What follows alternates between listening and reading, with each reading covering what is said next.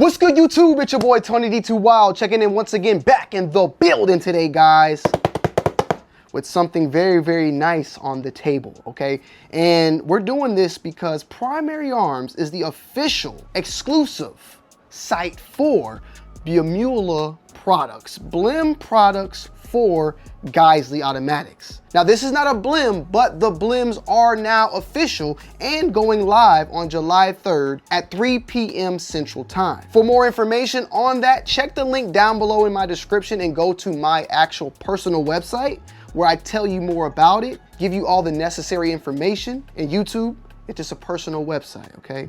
Not a site that puts any of that on there. But with that said, BLEM products, A1, still the amazing quality with some slight blemishes, which most of the time you don't even notice, and you get the lovely BLEMULA logo to go along with it.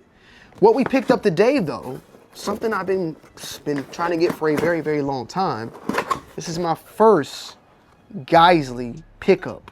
And what we picked up from Primary Arms is their full upper. Now YouTube, this is not a firearm, okay? This is just an upper receiver. It's not a serialized number. It's not a firearm technically. We're just reviewing a upper receiver group. This one in particular is the Super Duty, and this is the MOD1. And oh, it's sealed on both ends. I didn't even notice that. I thought I was just gonna be able to open it up. But we picked this up, and I've been super excited about getting this one out and getting some content, because this might end up being like my just everyday upper. So as I stated, guys, we have the Geissele Automatic Super Duty MOD1 5.56 with an 11.5 inch barrel. This is a fully decked out upper receiver with the charging handle, the bolt carrier group. So you got 11.5 inches on the barrel, cold hammer forged with a chrome lined 1/7 twist, carbon linked gas system. The handguard, of course, is the beloved Geissele Super Modular Rail, or the MK16. This one in particular is a 10.5 inch handguard. Upper receiver is a aluminum 775 T6 aluminum, type 3 hard coat anodized. The bolt carrier group featured reliability enhanced bolt carrier group, and it's chrome lined with a nano webbing coating.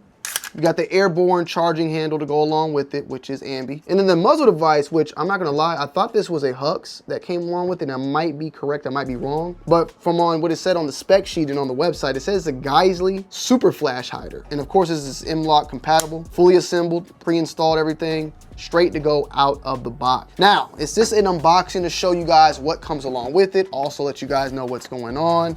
Very, very excited for this, as this is my first 11.5, and I guess you could say in a direct impingement. I do own a Spear LT in 11.5, and I own 10.3 in the Mark 18. I believe I own a 10.5 in something else. I own an 8.5 and 300 blackout, 14.5 pin and welded, but not yet the 11.5. So this is something that I think is gonna be a long gun in the making, like, meaning that like this may end up being my go-to setup, my go-to rifle. I love my Rattler, don't get me wrong. I love my Mark 18, don't get me wrong.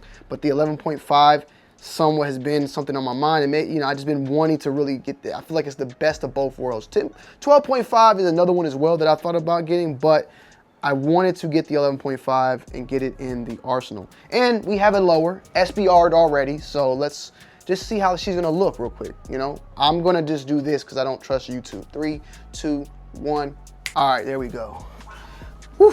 All right, so this is definitely like not the final form, but I did want to show y'all how she would look overall. We're definitely great length overall. Running it suppressed, we're gonna have a little bit more out there, but it's definitely like a good balance overall, especially for a setup that you're gonna more than likely run fully suppressed at all times. That's why the 11.5, 10.5, 10.3s really run well, because you're gonna run them in this short configuration, but you're gonna also run them with the suppressor, which will then get you to that around full 16th inch, 17 inches in length once you have that all the way out, or even shorter if you have a more stubbier suppressor.